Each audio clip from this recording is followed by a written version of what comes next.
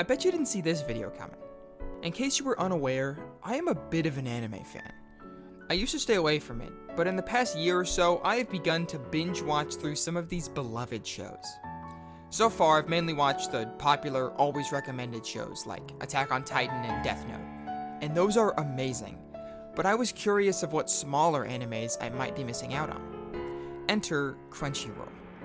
I had 2.5 months free from my Xbox Game Pass rewards and decided it was time to start looking. I remember a clip I saw on the internet somewhere of an anime that looked interesting to me. It had to do with the body swapping trope that we've all seen before. The only anime that I knew about that had this trope before was the movie Your Name, which actually looks pretty good. I decided to look up the show's name, and to my surprise, there it was. Kokoro Connect.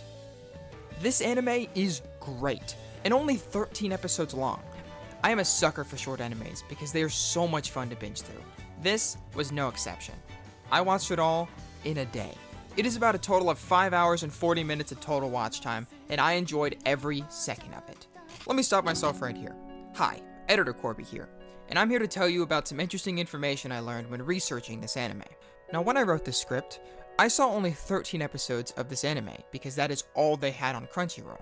But after watching the last episode, it had the number 14 pop up at the end of the episode, like they usually do to preview the next episode. So after searching Google, I found out that there was actually 17 episodes.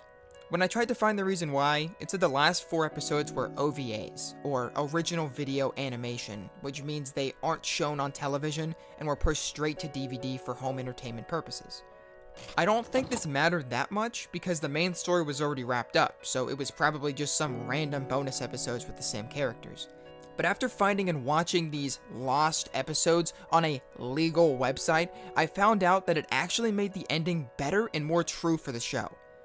Now, I don't want to encourage people to go to shady websites to actually finish the show, but I do think it's a shame that the last 4 episodes and the real ending of the show have been hidden away like this. Okay, that's all. Goodbye.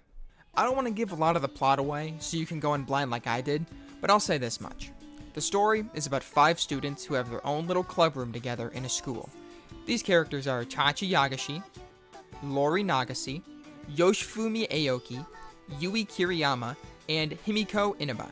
Sorry if I butchered those names, I'm trying my best. They are living life like normal until they encounter some strange sort of phenomenon. I won't elaborate on that, but it is what messes with these kids' lives and causes them to swap bodies. And if you think that is the whole plot of the show, you will soon find out that it is not just body swapping that this thing can do. Do I have you interested? No? Okay, I'll keep going. The thing that I think makes this show so cool is that it isn't just about the crazy supernatural things that are happening between these friends. It is about the friends and their lives. One of the coolest things in this show is the amount of character development you will see from every one of the characters. It is super cool to see how an experience will change one of the characters for the rest of the show. Also, once you start the first episode, it is kind of weird and can make you like, oh, this is one of those animes, huh? But I promise that is the weirdest it gets. Well, kinda. What I'm trying to say is this is a pretty unique anime to me at least. This is the first one of these non-action-packed drama-style animes that I have watched, and let me tell you, I ate this one up. There is fighting, arguing, comedy, romance, a love triangle. Like the tension from that alone has me. This show jumps back and forth from fun, playful dialogue in one scene to serious, dramatic dialogue in the next quite often.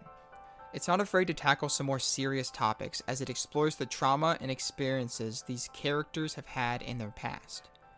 These are things like trust issues, an abusive father, androphobia, and even worse. I think the way they address these situations is well done and is not talked about lightly. I'm gonna bring the mood back up to tell you I love the almost cutesy animation style for the characters, and the intros and outros look great as well. The intros and outros add to the wholesome and sort of cheesy theme of the show. Despite the fun visuals, the songs are also pretty good as well. Personally, I think the first intro and outro songs are the best, but the others are also great. especially the third intro. When he gets to the chorus, I literally ascend.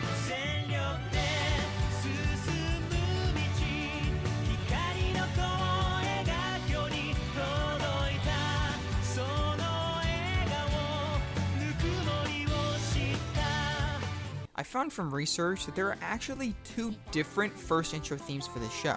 I believe due to a controversy from the singer of the original song, they replaced it with a new song, and I think that the new song is even better than the original.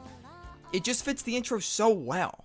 Speaking of music, I love the variety of instruments used in the background and transition soundtracks for this show. These instruments will be a harmonica, guitar, violin, or piano. They will either play alone or alongside each other. It really adds a lot, especially in the dramatic or sentimental scenes of the show. Also, the intro shot of all the friends on the bridge is such a cool cinematic scene. Like, come on, with the light of the setting sun on them, it's beautiful.